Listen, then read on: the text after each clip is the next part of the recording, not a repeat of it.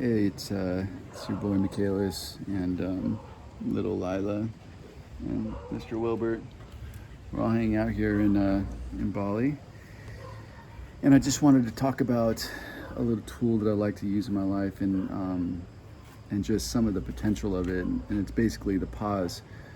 Um, the pause is really cool, and I'm talking about like pausing in situations where life feels uncomfortable, or you want to get angry, or you want to feel jealous, or you're in fear about something, and just pausing before you take action based on that feeling. Because when we take action based on feelings, we typically validate them.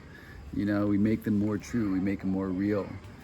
And um, and it's nice to consider that maybe our feelings aren't necessarily real or truth. And one of the lessons that I learned that taught me this was back in LA when I was living there. I used to get parking tickets all the time.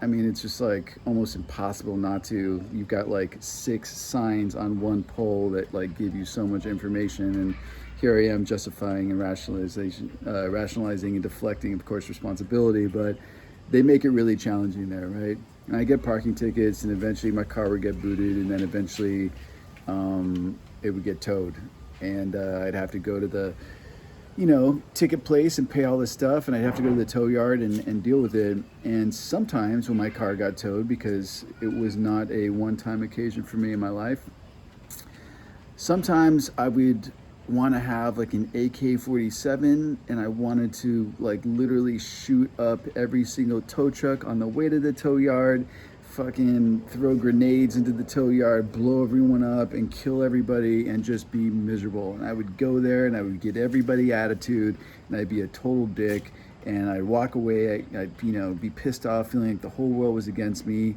I get my car out of tow, and I just have a shitty rest of the day, right? And then sometimes I would basically wake up, see that my car was not in the spot that I left it because it was in the red or wherever. And I'd be like, okay, cool. You know what? I'm grateful today that I have the money in my account to just take care of this. I'm just going to go there, pay it off. And I was kind to everybody in the tow yard. Everyone smiled, whatever. And I got my car out, and I just continued on my day and had a really happy experience. And so what I learned from that was that what happens in life doesn't really matter, right? And all that matters is like how I perceive it, you know? And the way I perceive it really dictates how I feel about it, and how I feel about it really dictates how I experience it, right?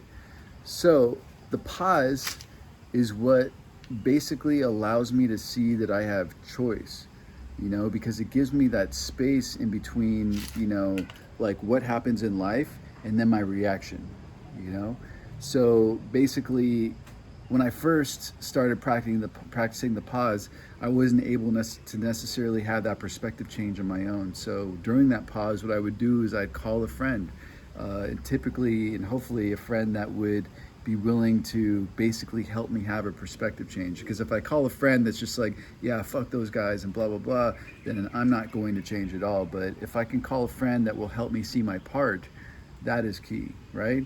So that was the beginning of it. And then eventually you get to the place, or I got to the place where I could pause and basically see my choices. Uh-oh, something's happening out in the world.